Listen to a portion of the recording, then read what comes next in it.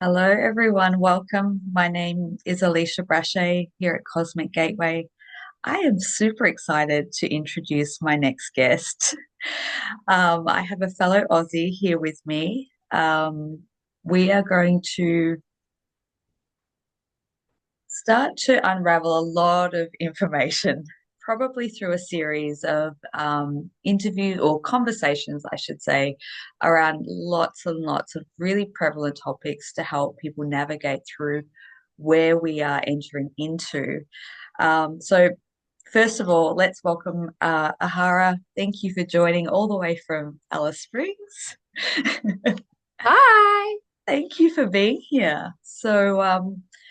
We're going to see where this conversation takes us, but we're probably going to be looking in the realms of relationships, frequency specific matches.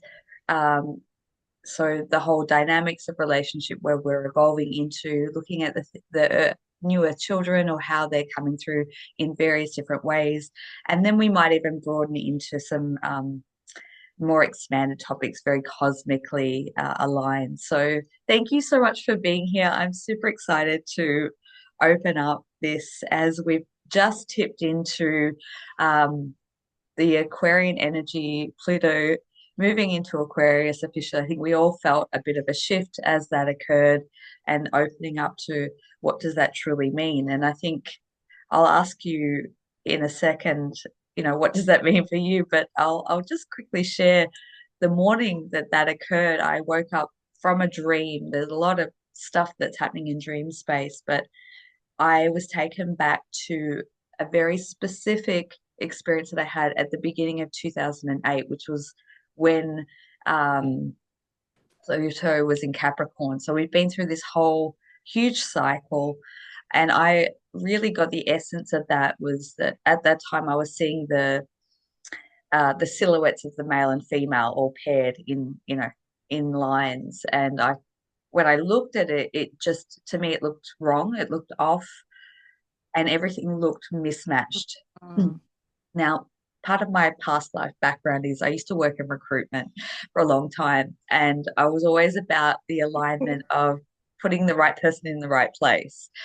And so I saw this correlation, not just with relationships, but in terms of purpose. And I could see that everyone was misaligned. And then all of a sudden, one of them left the pairing and went to another. And it just created this domino effect. And the message that I got with that is that relationships that aren't in alignment with the new energies moving through will go through this deconstruction phase. And I think that also aligns with the work and the purpose of like, someone could be sitting in a job for many years and hate it. And they're just taking up space where someone else would love that opportunity. And if we could go through this recalibration or shift, everyone could sit into their correct position. And I feel like the last 16-year cycle has been that shake up. And now I think we're in a phase where those things are starting to come together and align in there. It's not fully there yet, but I think we're in this phase of dropping into this align more of an alignment. So that was just sort of my entry point. But I'd love to hear from you in terms of where we're at and like what that means to you and where do Wow. you I love how you framed it. It's so brilliant, that visual of the male female icons shifting around, the domino effect and the alignment with the recruitment, because you actually just touched on something really poignant. When people are in the wrong relationship, um, being generalistic here with my terminology, but when people are not in an aligned relationship for their energy and the other person's energy, they're taking up the place of someone who would be better aligned for that person. So, exactly the same as jobs, right? Who's sitting in the chair? You're blocking the right person from coming in to be with the person that you love. mm-hmm, And wouldn't you want that for that person as much as you want it for yourself? mm-hmm, mm-hmm. And I don't think people are going to get away with this anymore now that the shift with Pluto has happened, hence this topic that's come up. So Alicia and I were divinely guided to speak about this, like literally the day after yesterday. Pluto moved into Aquarius. So that's no coincidence. And there's lots I could say about that. But I think on this topic of relationships and the Aquarian energy and Aquarius in general is that nothing is off limits. Mm-hmm. So any strictures or constrictions you've had around your ideas of relationships, making a family, community, work, all of that, it's all about to go. There's nothing off limits with Aquarian energy. And so I think that's pretty much a good place to start, don't you think? Yeah. And I think I'm just loving it because my Venus is in Aquarius. So my whole relationship around love and those elements of my life have always been very out there. And it's like, oh, maybe now society's gonna catch up to. Yeah. But it's a freeing and it's a liberating, and it's, I think, really the word that comes to mind is it's an alignment that then lifts you up out of this restrictive sense of self, the way of living, to be able to get you into that higher vibratory state where you're in alignment. I think the right relationship can come in to make or break you, and sometimes both. But it gets you on your purpose. It reawakens you to remembering who you are, the power that you hold, and why you came into this incarnation in the first place. And I don't think that anyone who's moving through this shift is going to escape that. And I think that's been really highlighted this year through client sessions and people that I know personally, the changes that are happening where the masks are falling basically, and people who've been stuck in these, I want to call it I can't even say the word, being obliged in feeling they need to be in a relationship because of codependency, because of whatever circumstances, is feeling very frictional, very uncomfortable, and that there's like this internal explosion or implosion that I feel that it's occurring amongst many people that are just. And I think when I put myself back into that place where I've been in that space, it's very uncomfortable because you're in the known and you don't know. And I know my fears around that was like, oh my God, am I going to be this crazy, not cat lady, because I'm not, cats aren't my thing, it's dogs, but am I going to be? And of course, no, that's not. But maybe if you could talk, yeah. Yeah, you raise a good point, because something I've observed, and I think this is a really great point of clarity that I wish I'd had years ago, is that when you are in a relationship with someone and you're wanting to do your mission or your purpose, your soul's work, whatever you want to call it, but you know that you're not in an aligned relationship, the two don't jam. So if you're afraid of leaving a relationship that isn't you, and you know that deep in your core, or it's just not flowing, and you want to step into the work you're meant to be doing, you're going to get this push-pull dynamic. And so always I find that there's always a courageous step when it comes to stepping into your soul work. And it may be something that you think is unrelated, like, oh, I've got to step out of this relationship, which on the face of it has nothing to do with my soul work, but has everything to do with your fears and what's holding you back from your true self. So I think it's great to just clarify that for people who are in that situation, because it sucks. And if you think in your head will try and like talk you into staying in a relationship because of XYZ, but actually your soul's going, well, I'm waiting for you on the other side of that decision. Very much so. And I think that was the eye-opening experience that I went through personally many, like a long time ago, was that I had this calling. It's time to step up. It's time to do what you're here to do. You can't not turn away from the calling. And it came through initially in like a download of a book. And in this particular situation, I went to the partner at the time and I was like, I just downloaded this whole book and I just wrote this whole book. And the response when it came through, it was just so like it wasn't that supportive.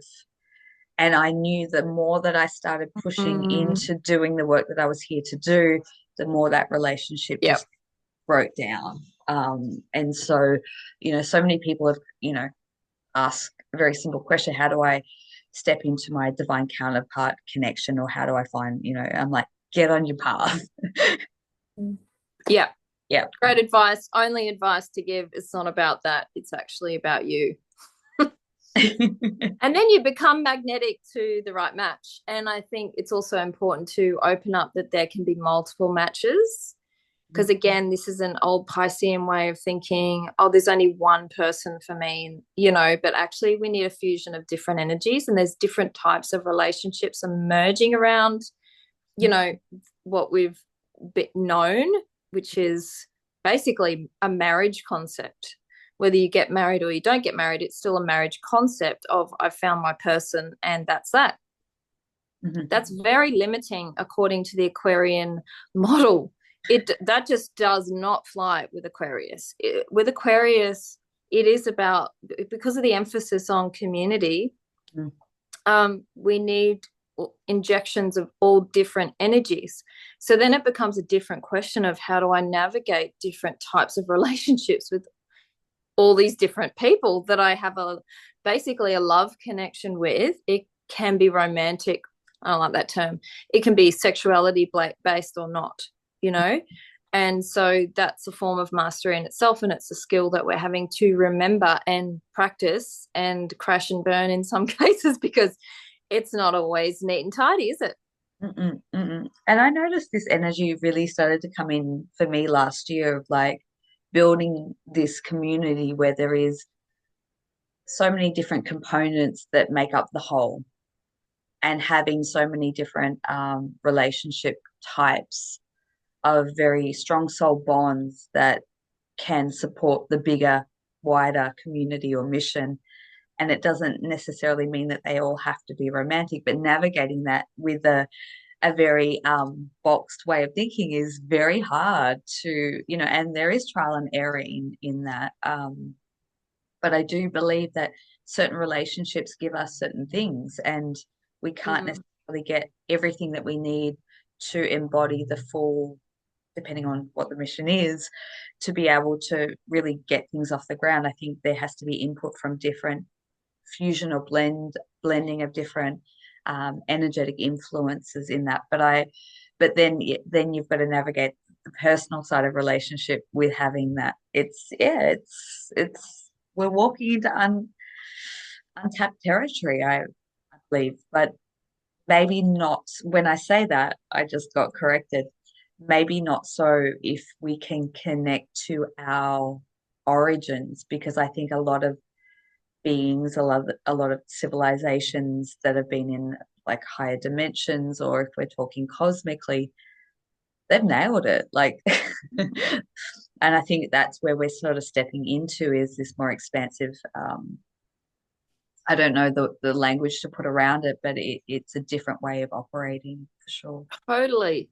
It's coming back to our cosmic origins. And there may be people out there who have never fit into a relationship model that's been presented in this world, or around their sexuality or whatever, because out there in the cosmos and all the different races, there's every kind of relating that you can possibly imagine, that it's like a smorgasbord. There is no limitation. So however you feel inside you to relate to another human is your truth, and you will attract compatible people to reflect that to you. But if you're suppressing it, hiding it, convincing yourself that you have to fit or do something different to that, you're not going to attract that mirror. So I think that's the most important thing where we're at now. And I know Alisha, you're in a partnership. I'm single. And so, but the question remains the same, is like, who are you at your core? And you navigate everything from that. Mm-hmm. So when you're really strong in that, your relationship can weather whatever comes, and especially if it's in that alignment, and whoever comes along, and then there's no insecurities, and there's sure wounds come up, but you own the wounds. Mm-hmm. That's the critical thing. And this is the thing that will basically make or break society in this evolution we're going into, in my view, is childhood wounds and how we navigate that space personally and also together. Because that is going to either block the right people coming in or allow way more space, expansion, and soul evolution to unfold, and more enjoyment of this world, because we get this whole rainbow, this whole smorgasbord comes into this realm, which is out there in the cosmic, right? In the cosmos, it's out there. We got to bring it in now. So we've got to dissolve the mental constrictions around relating in every single aspect, in my view. It's going to be a big job, but I think many of us are here that know and can tap into that can really sort of embody that and lead the way. Now, we got onto the topic of frequency matches. I've never actually heard anyone use that term or phrase. So when you said it, I was like, oh my goodness. Yeah.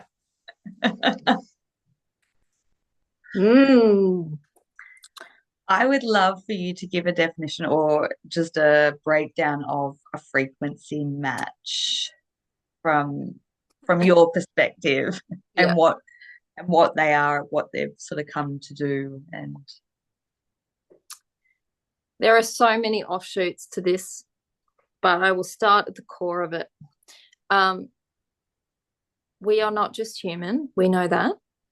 We hold a frequency which is related to our cosmic origins. We've come in, not through one race, through multiple races, and this whole tapestry of beings, basically, into one body.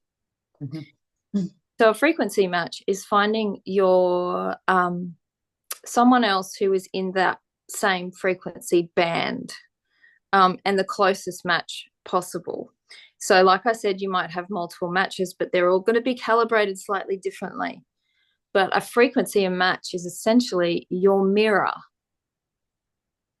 This can be the same gender, it can be the opposite gender, but they're going to trigger you on such a level. You know, frequency match relationships, relating is very triggering, and it's meant to be, because it's meant to activate your true self, not just your human self, your limited human self, because you know each other on another plane. You're connected on another realm. You might be the same being in another realm, right? It can look like anything, once again. But when you meet in this human flesh, there's some activation, major activation, which is actually energetic and physical, that happens, that they elevate you to a whole new version of yourself. It is a completely different scenario to a soul connection or just a twin flame.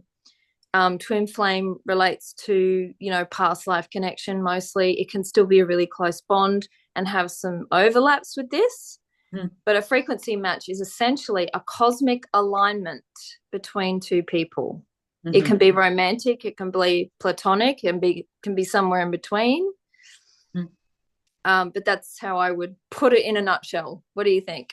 Mm-hmm. Yeah, I love that. And the energy behind that, I don't know if people can get the essence of that when you were describing it, but I can feel the energy behind it. It's almost like a atomic bomb, but of all sorts of natures. But it's like this coming together that creates this explosion or ripple that I feel from my own experience. That was when I came into contact, having known that there was this calling or purpose, but not knowing what it was calling that in, knowing that that was a huge part of it. And each time it felt like a death and rebirth, because there was so much activation that occurred. And I remember sort of going through that, knowing like, wow, this is beyond anything I've ever experienced. How do I, my personal opinion, and this doesn't necessarily have to apply to all, but I think they're very hard to ground and operate in this Yes. reality Yeah. because the energy is so huge behind it. It won't always be the case, but I've always said that these that hold these huge frequency vibrational matches probably won't. They the purpose is there is a greater mission, and it's a cosmic Mm, based mm, mission that mm, is meant to integrate into this planet. And as I was talking about, it's like each time they're coming together or connecting or communication, even it's like there's a ripple in the quantum field that occurs. There's so much data and information and energy that comes through that. Um, it's huge. And I think it's a huge part of this ascension process too. Because I think in many cases, from what I've seen, a lot of these frequency matches have very pivotal mm, mm, missions mm, around the ascension mm, process. mhm, They unlock each other in ways that no one else can. mm. And they are, in many ways, have gone through ascension cycles before on different planetary bodies. So they know how to, maybe not because this ascension is quite unique, but at least they have a roadmap to this process. Yep. This is such a big topic. That's why we wanted to open it up. So we're putting another category, if you like, of relationship. I don't even like that word because to me, a relationship implies that two people jump in a ship together and sail off into the sunset. It's like a Disney ideal, I call it relating. So we're putting in another category of relating on the table, because I think it absolutely deserves its own handling because it's not like any other relating, and it's not something that people are necessarily skilled in this realm to handle. And I think that we are now entering a time, and you just touched on this, where this is what's going to change the world. The more frequency matches that align, because there's all different versions of aligning. It doesn't mean they become a couple. It might mean they work together. It might mean that they just maintain regular communication together. It can mean all different things. But aligning means that they're not fighting or repelling each other anymore, so that, like you say, the cosmic mission for those beings can come through. And it's different in every case what that might look like. So again, having an open mind, exploring with curiosity, what is this connection about, and losing all the programs around, oh, but I'm already in a partnership. I've already got this person in my life, and I can't handle my feelings for this person when I've got feelings for another person, and all the stuff that goes on, all the emotional responses, and coming back to what's the truth here. What's the truth of our connection? Following that, all the emotional responses will work out. Everyone will handle their egos or not. We can only handle our own. And then the higher purpose can come through. And that's how we change the world, because it was all orchestrated. This is part of a cosmic plan. If you find your frequency match, I mean, it's pretty amazingly special and a privilege to even find that person in the complete chaos and density of this realm. So to find each other in the first place is amazing. And then you might find that you find another frequency match, and that they're slightly different, and they fire off your circuitry in a different way. So yeah, I'm using cosmic terms here because to them it's just about, circuitry, and this circuit's been activated now because this person's come into their field. Ding, ding, ding, ding, ding, all the lights go off, and suddenly you've got access to a part of yourself that you didn't have access to before. And that's what you said about unlocking each other. This is something that only happens with your frequency matches. Only that person or those different people can activate certain circuits in you because of the alignment and that strong, really strong like for like energy. Yeah. And I love the way you said that. I taught a program last year, which is Elevate 2, which is all about And I talk in depth about this. Um, and I truly believe that we have multiple connections that are designed to come in at certain times to activate the different parts. And the way that I put it, if you start to learn and understand about your soul origin on a cosmic level, if you've been paired in different planetary bodies, realms, you've had different experiences on, Lyra up to, wherever that may be in the cosmos, and you've done a mission together, then depending on how ancient your soul is, how many experiences you've had may equate to how many strong soul connections you or frequency matches you will align with to activate those memories, those gifts, those abilities. And if we get so, convoluted in that, like, how is this going to work on a human level? We go back to the bigger purpose, the picture, why we're here, what is the mission, what is, the purpose of the connection. Everything else starts to like fall into place a little bit. Mm. Woohoo. Sure does. And this also implicates the children that are coming in. Mhm. Certain children of a high frequency will only come in when it's a frequency match connection, but Mhm. there is much groundwork to do to get to reach harmony between the frequency partners, as you and I both spoken about. And so the child can come through all different means. We might touch on that today. But yeah, essentially those matches are required. And again, we've got to take, at the same time, we've got to take the emphasis off a partnership, because we're moving away from the nuclear family, which is like mum, dad, two kids scenario, to the soul family, which is community, village. The village raises the children. So that child essentially has multiple parents, and they're not always blood related. So that's That's the energy and the scenario that certain souls and frequency children are wanting to come into, and they won't come in for anything less. 100%. 100%. I've seen this through sessions, through my own experiences. The kids require this cultivated community where they're going to have different male role model, female role models. It's like they almost require, when I look at, Mm. and one of the ways that I break it down in terms of the frequency match is just based off the soul monadic structure, is the different pods of whether, some people say 12, some people say, like there's Yep, whatever. whatever. Um, but that's where I think you come into cohesion with the different frequency matches.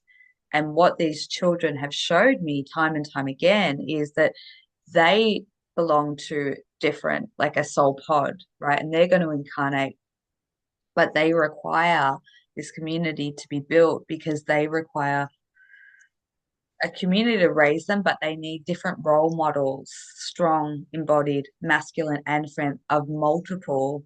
Mm. So it's really Mhm. this creating. I mean, you may be the one that, goes through the process of carrying the child and bringing them into the world, but ultimately we're just the custodians of this new generation that want to be birthed onto this planet, and they can't come into a conventional style to, mother and father, and they've showed me time and time again, which is incredible, how they are choosing to incarnate kind of in and around the same time that will really usher in so much light on this planet. And I don't think we've got to that point yet. I think we're nearing, every day we're, one day closer, but it's like this ebb and flow. And they're showing me, because they're almost energetically or soul siblings, but they're going to be born in the US, in Asia, and it's creating this web of light that are connecting Mm. the parents or the custodians together to create this greater web, because they want to then interact with their soul sibling, if you will, that's going to be born in a different geographical location, Mm. which is really, yeah. These children are highly advanced. They know where they're coming in, and they will already pre-orchestrate who they want governing in and around their work. Yeah. Yeah. And that's where I think you've highlighted that the frequency matches coming together. It's a team effort. There's a lot of energy put into from, the other side, to bring those matches together. And even in this realm too, I've seen, I would call them allies trying to, consciously or not, they're being guided to bring the frequency matches together and harmonize them despite the cataclysm that can occur when they meet. Or, there could be like a love-hate scenario. It can be a really strong repulsion, but that's all interference in this dense field. Because about the levels of interference and how that can come about, because I mean that's probably number one thing that I've seen and been exposed to is because it creates such a high concentrated energy, almost like this explosion in the quantum field. It attracts a lot of beings, a lot of, because I believe that these power couples coming together is what creates the change in this world. Like I've always known that internally, even before embarking consciously on this journey. I just had this deep knowing that there's this, sorry, the levels of interference. My God, where to start? Well, first of all, I think the preface is, with your frequency match, they are a mirror. So anything that happens in that connection with that person is showing you what you need to align with in yourself, what the shifts are in yourself. And there can be a lot of, I guess, alternative contracts that are operating in parallel to the frequency match connection, or I wouldn't call it a contract. It just is with with frequency matches. It's like, we're from the same place. Let's do it again here, but we are complex beings, and we do have other contracts that are incompatible with that balance or that connection with your match. So that's number one. And that can look like anything, but the key is always to look at yourself. What do I need to resolve in myself? If there's a repulsion energy happening with this person, or things are, overly dramatic or just not harmonizing, what is it I need to shift in myself? And it could just be a childhood wound. That person's mirroring the same wound, because you will absolutely carry the same wounds. That's what it is. So the sooner you are able to turn the mirror on yourself and look inside, the sooner that relating with that person can become more harmonious. That's a start anyway. What do you see with Absolutely. I think there's a timing to it as well. I think I have felt in some of the frequency matches that I've come across, I've laughed because it was like, if that sort of harmonized at a time that the planet wasn't ready, one could have created mass destruction of huge. Yep. And the other one felt like it could have elevated too quickly. Like there's just different, I think there's timing to it all. But I think ultimately when you go through the level of activation that comes through, there's a time of integration that you need to sit. And I think there is a purpose to why these go in split and separate and are based in different geographical locations, which is a major one. And I think that is part of the greater gridding system that, we're all going through. But I do think that there's different levels at play. There's I believe, my personal opinion is, anyone who's incarnated into this lifetime to be able to fully align with the partner or the frequency match that is predestined, I think that you have to reconcile other relationships that aren't there's like a karmic reconciliation process that needs to occur, which was what was shown to me in the beginning of my path, is like, you need to make peace with all these different characters that have come in, that have served a purpose, have highlighted something, and it's completing the cycle with various other contracts that until you've gone through that, you can't actually fully embody the Mm, frequency that you need mm. to align in harmony with the other. So I think Yep, that's one, but I do feel like it really depends on what perspective you want to look at it. But I totally. do think that there has been a lot of interference. I think a lot of that really comes through. A lot of people don't talk about this, but I think a lot of it comes through the very, very hidden agendas and unconscious traumas that occur through things like the secret space program. I think that there's a lot of frequency matches that have been involved 100%. or still actively involved Yep. to varying degrees. And I think while those Mm, programs are very active, it's almost impossible to come into resonance because there's still a mission at play. mm, And mm, when those missions are in play, the people are seemingly dulled down of their consciousness, like they mm. aren't fully embodied here. They're operating here, there, and everywhere. In They're some cases, split. they're split.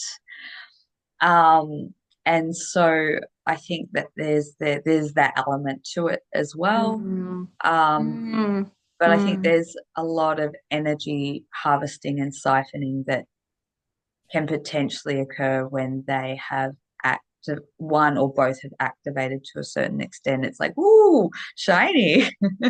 Yeah, yeah, yeah, yeah, yeah. And I think you just pointed to that, which is about the split, because the frequency match will highlight where you are split off from your higher aspects, your more evolved self, because that's where you know them from, right? So in this realm, it's like, who is this person? We don't have anything in common sometimes. Or there's, there's questions, there's all these questions. But if you go back to the origin of how you know each other outside of this realm, it all makes sense and everything's completely harmonious between you. So your task is to bring that peace into peaceful connection into this realm. Mm, So you have to resolve your own split in consciousness, in your identity from who you are here to who you are there. mm, And of course, that's the goal. That other place is the goal because you are a more evolved being in that place than you are here. So that it triggers that process of evolution in the self, and only your frequency match can do that to that degree. yeah. And that's why it's a gift in disguise, whatever the package looks like, whatever disasters it creates. It can, yeah, really bring you to that higher aspect in a way that nobody else can. So that's the opportunity. And I've heard this so many times, and I can share, I'm not going to share specifics, but I've heard it so many times through client work over the years that they can be in harmony or in connection. Everything's there's always a blow up, you know, and there's something, whether it's within the dynamic or something that's Yeah. unforeseen outside of the dynamic that comes in that brings them and separates them. And it is once you've had an experience of that, it can feel like diving into a very deep depression afterwards. I Mm, mm, I've heard so many people say like then they've reconnected after a period of time. It's like they feel like themselves again. And I've heard a lot of people mm. say, I hate to say it, but no one else brings that aspect of me back online in an instant. No one else can Mm. do that. Yeah. Yeah. Because no one knows you like that in that other place where you're from together. Yeah. So they are literally your thread Mm. back home, so to speak. And so that person is incredibly special. Your And piece of home here. yeah, yeah, here, exactly. In this realm, it's like, oh my God, I remember you, you Mm. know. But it's not it's way beyond a soul connection or past life thing. So it's, yeah, there's a preciousness to the connection that is that's it's calling us to sit in that place without control. And this is what I think, you brought this up earlier about power, and I like the term power match, because that's essentially what this is. Mm. it is extreme power that becomes available when you are connected to this person. So there's responsibility in that. And if you go into any form of control, you're going to repel that person. So it's bringing this pure love connection into this realm that has no control, no constrictions, no ideals or programs from the matrix, nowhere near it. Mm-hmm. So it's a love frequency that the two of you are able to bring through. Mm-hmm. And then so in that, you have to be open to that person having a love frequency or frequency match with another match, because that is it, it truly is free love. There is no control. There's no control of that person's destiny, and same in reverse. So I think that is the epitome of unconditional love, when you share a connection like that and you're not connected in that way because there are other relationships, and yes. you can openly set them free to explore and to be. And I think that is the epitome of unconditional love. Mm-hmm. Mm-hmm. Yep.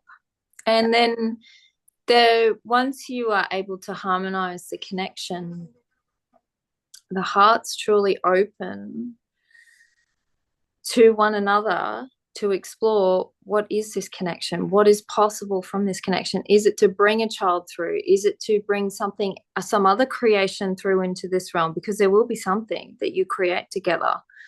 But it doesn't have to be like really close, like two parents. It can be lots of different things. It could be a business partnership.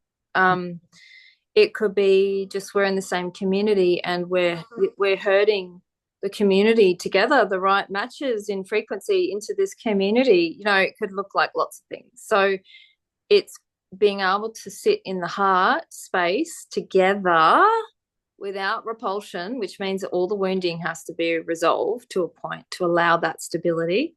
And then you can explore, what is the nature of this connection? And there is no agenda in that. No person is putting their agenda on the table. It's coming from a pure source. Beautifully said. Beautifully said.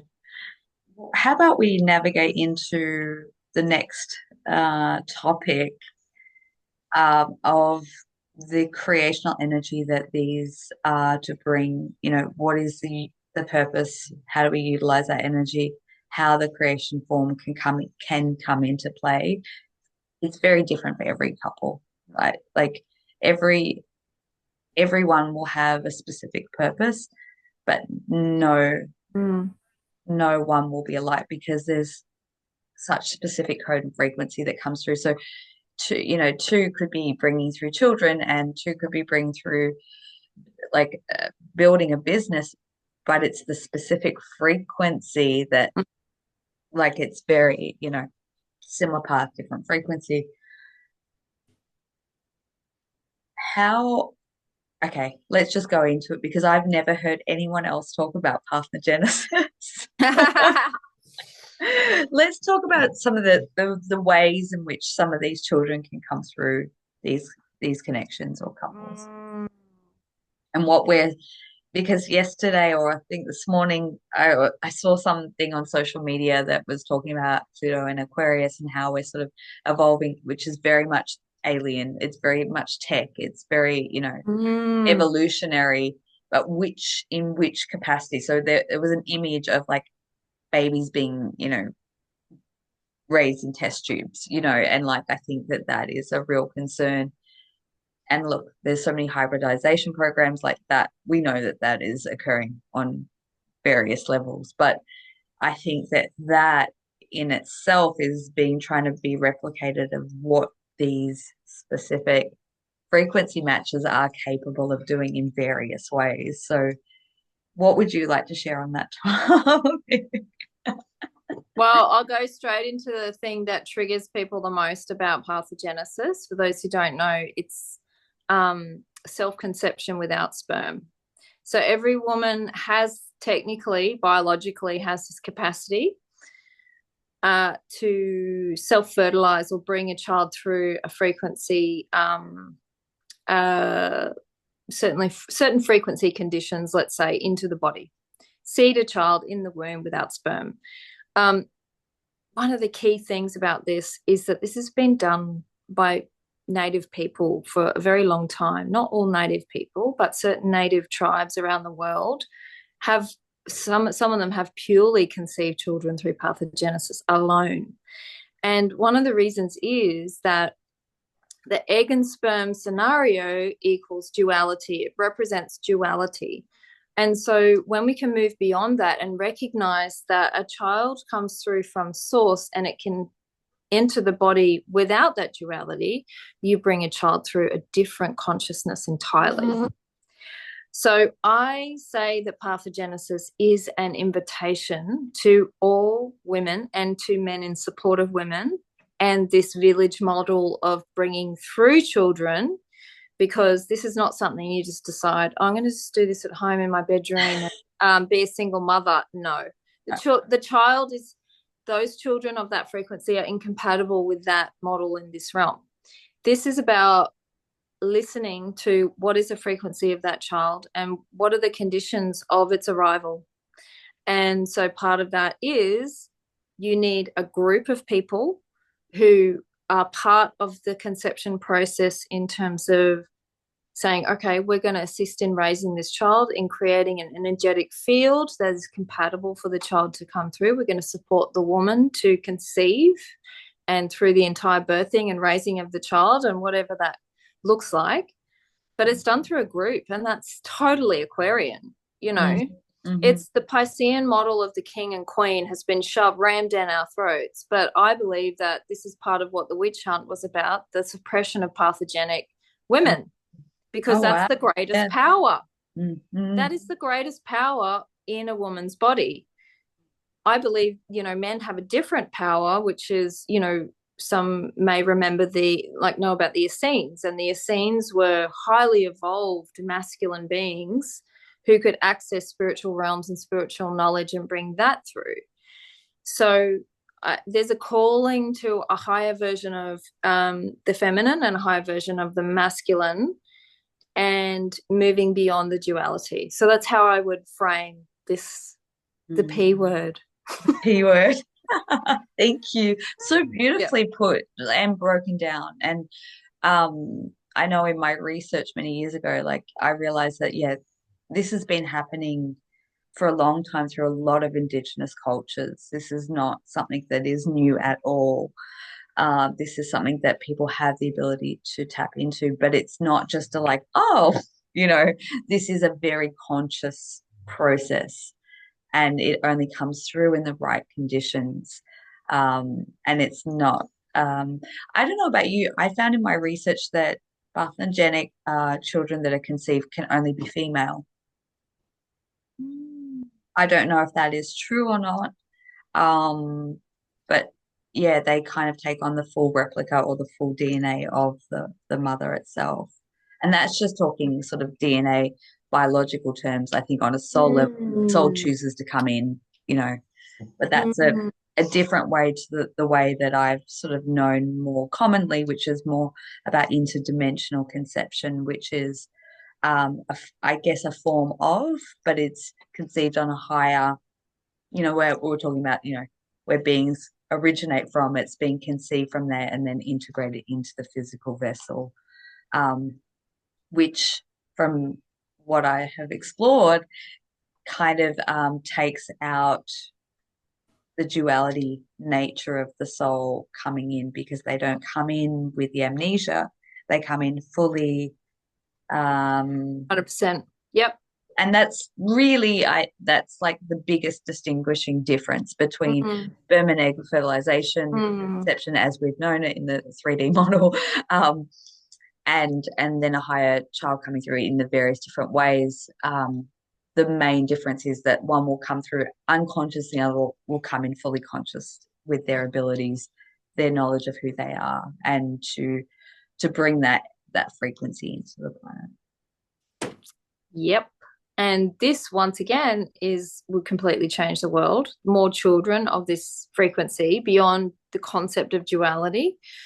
That would just be next level ascension for the planet. So I believe that there are certain cosmic races and councils that, and also that I'm associated with, that are actually, this is their aim, so to speak. This is their mission collectively, to bring these children through. And like I said, there's a lot of conditions and conditioning that has to be broken down in this realm. But at the end of the day, what a magical thing to be surrounded by these children and what they can bring through and shape us all. So I don't, it makes sense what you're saying about them being conceived or being born as female. I'm not 100% sure, because I still feel like if there was a purpose in being male, the soul, a frequency child of this nature, would just go, I'm being male because X, Y, Z, whatever. It would know if there was a reason for that. But it makes sense as well, because all children start off as female in the womb and then become male or not. So there's a predisposition perhaps to being female in that sense, biologically. I don't know. But I do believe that, and we talked about this before this call, these children of this frequency, they're going, right, I want my body to look like this. My face, I've got these features, I've got this height, I've got these shoulders, I've got all these dimensional features of my body. They're like entering a mold that is completely self-designed, self-constructed for a particular purpose. And we've done the same thing as we've come in, but they're going to be taking it to a whole nother level. 100%. And I'm so glad I shared that with you, because we'll go into a little bit of the work that you do and how that comes through or relates. But I have had the experience a couple of times now over the last 2 or 3 years where I have been on board Arcturian craft, where the design of the child is being constructed as the child is preparing to incarnate, and how they kind of take the parents on board craft and they take certain features from one and it's very holographic technology.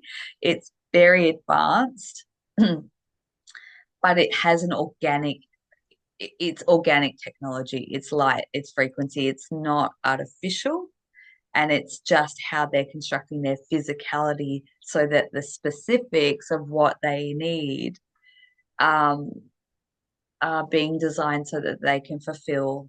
There's no point if their soul has a purpose to incarnate to be an amazing energy worker or healer or artist or athlete, and they come in a defective body that's not going to fully enable them to. So but this is next level construction work. It is the coolest thing I've ever seen. That is so cool that you saw that. Because it's way more scientific than people believe. And of course, anyone who's connected with Arcturians know that they're super nerdy and like walking brains. So, but the point is that, everyone in this community anyway believes that, okay, the soul has a purpose or a mission. It decides we're wanting to connect with that. But also you decide what vehicle you have to carry that mission, and it's completely compatible. So you chose this.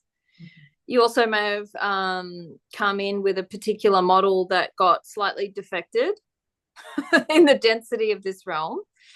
That can happen as well, because that's the nature of this reality.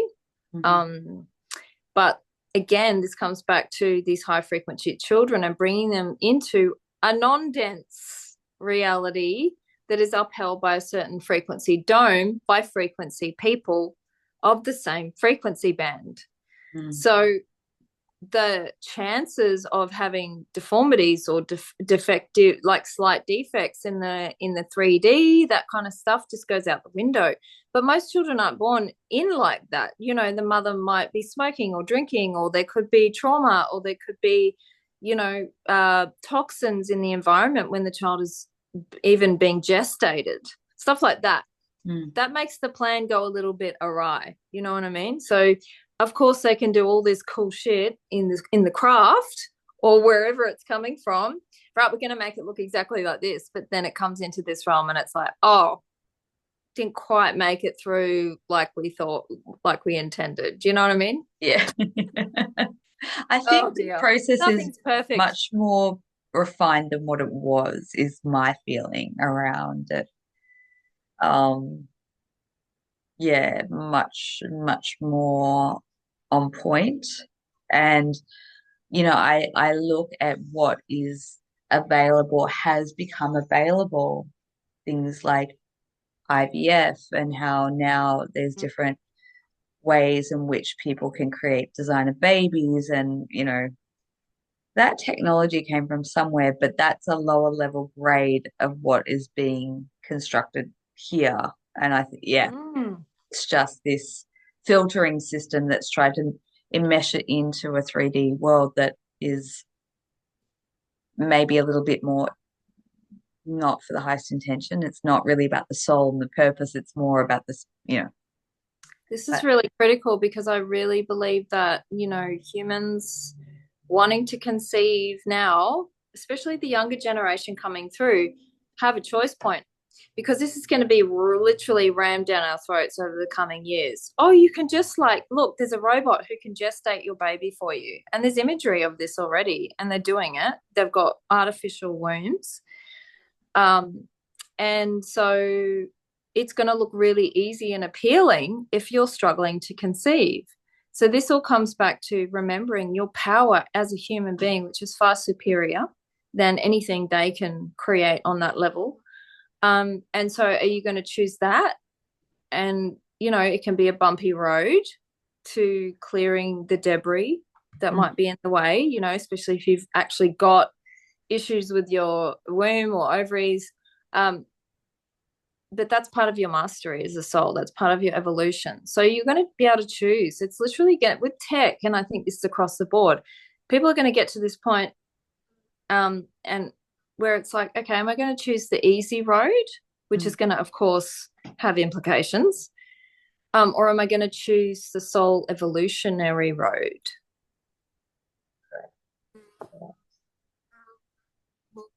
I think that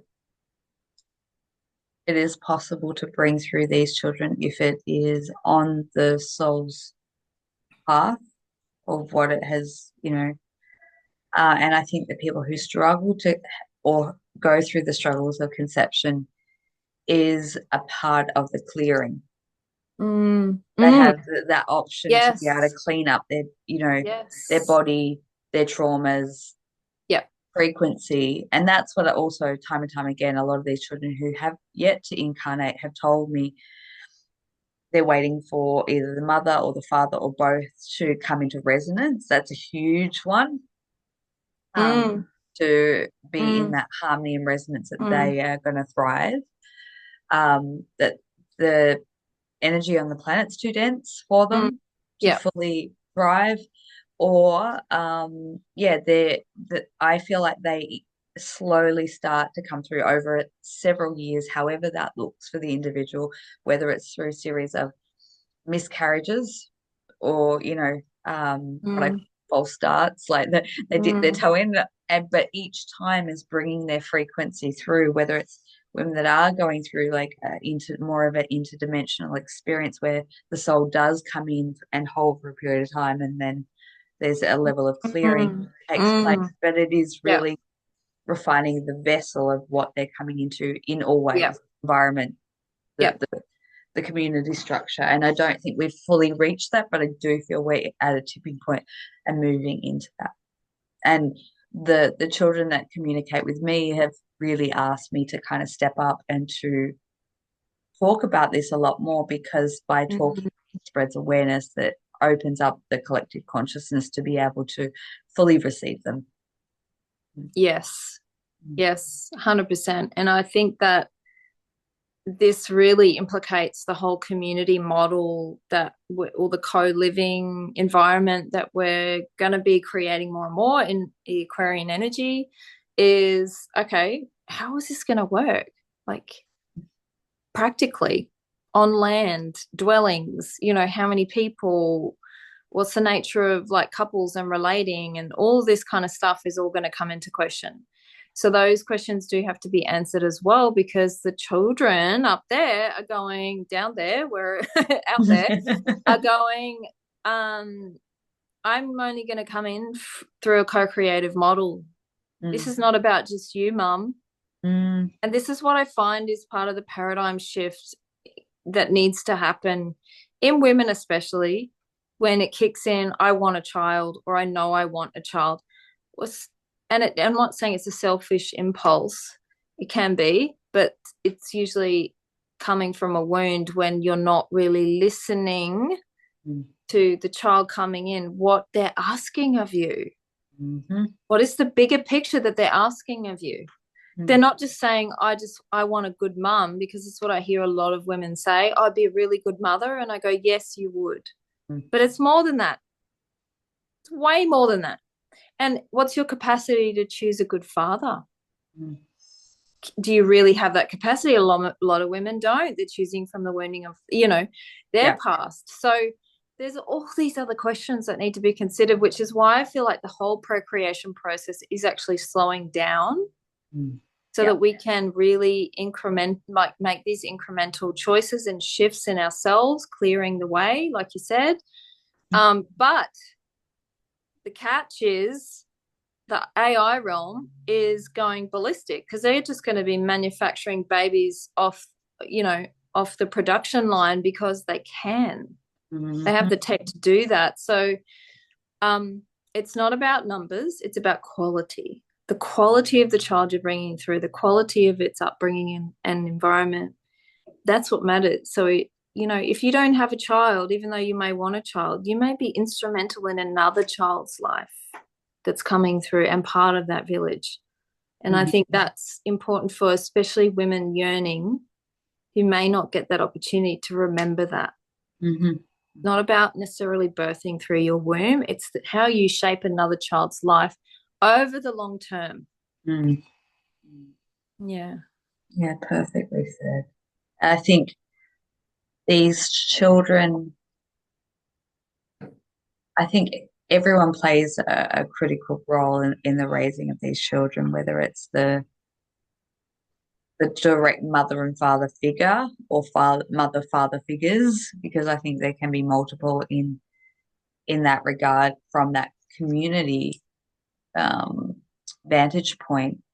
But then you've got the grandchildren, you've got the educators, you've got, the care. There's so many. Yes. Which is really quite fascinating, really, really quite fascinating. I remember being a very young child, probably 3, saying to my mum that I was going to have lots of children that were going to look all very different. There you go. Yeah. I think my mum was mortified, but clearly I remembered part of my, but just to articulate it as a child in human form, it kind of came out, and I've seen these children, they're human, but they do have their distinct differences in it's the way they emanate their energy and frequency. They have this, kind of a very awestruck kind of, you can't walk past one of these child without having some sort of effect on impact on you. And I think the ascension process for the caretakers, the main primary caretakers, is so important. I mean, how are you going to raise a child that potentially could be talking at the age of 2 weeks? How are you going to be raising a child that could be lighting fireballs and creating havoc in your house? How are you going to have the capacity to work with a child at 3 decides to start levitating? Oh my God, yes. Like X-Men children, the X-Men Academy. That is so brilliant you bring that up, because again, it comes back to, well, what's my responsibility, and is that fair? If I bring a child through like that, I don't have the capacity to raise a child like that. So therefore, once again, who's the village? Who are the other parents? Who are the other figures in the child's life who can assist with that? And so it becomes much bigger than you, which is how it's supposed to be. The whole conception birthing process is supposed to be community based. You bring that child through for the community, not for you or your nuclear family. I love that. It really is changing the game, isn't it? Yeah, it really is. Oh, wow. This has just been such an incredible beginning to the Yeah. unraveling of where we're going to head from here, because this is just touching or scratching the surface of the commonalities of our interest, invested mission, and what we feel that we're here to do. But I would love for you just to tap into sharing a little bit about the work that you do with the archetypes and the profiling. If people, I'm Yeah. interested in what you do, and Yeah. Yeah. So essentially, it comes back to why did you choose your particular model, your vehicle, and how are you going to use it? What's the manual for your vehicle? So I profile bodies based on their body shape, bone structure, weight distribution, feet, hands, face, facial features, hair, everything goes into the mix. And I give you a profile of your body types. So there are 13 body types, and they're all based on states of nature. So Hmm. lake, river, mountain, tree, lava, fire, all those elements show up in particular physical traits, because we are just nature, and we follow the laws of physics. So if you have square shoulders, then or slope shoulders, it's the same as a house. You build a house according to certain engineering principles. So the bodies show exactly the same, and I give people guidance around how to use that, apply it to partnerships, business, romantic. Um, if you're in business, whatever your creation is, you apply that manual, that vehicle to that. So we're all built for a purpose, and that's my job, is to show you yours. I love that. It's so fascinating. We'll have to explore that in depth, maybe another time if you're Mm, in, because I'd like to know more about that. it's Before we fun. wrap, Yep. before we wrap up, I mean, final thoughts, anyone who's listening, and of course, we're going to be doing a lot more of these. So if this conversation has sparked questions in your mind or provoked some, please engage with us. Start to come in as part of the community. Write your comments, your thoughts, your experiences down in the comments section, and we can absolutely start to address whatever might start to roll Mm, through as we start to build upon this conversation. This has been sort of maybe the lighter aspect. We will be going into some darker territory as we kind of build mhm. but really, this is really about open and transparency, and really sharing stuff that perhaps isn't widely spoken about that needs to be brought to light. So also I would encourage to please share this around. I never ask for that, but I just feel that this message and information needs to Mm, be shared amongst those who are ready to receive it, or mm. even just on the tipping point of being able to open or expand their consciousness. Yes. Thank you so much for this conversation, and for the listeners out there. Definitely keen to hear the questions that arise and Yes. talk more with you, Alicia. Thanks for this. It's been so cool. Thank you. Mhm. Thank you, everyone. And Yeah. we'll be back next time with another round of the Aquarian age and this evolution that we're at, this cosmic expanding, beautiful process. So thank you, everyone. And until next time, much love. Bye.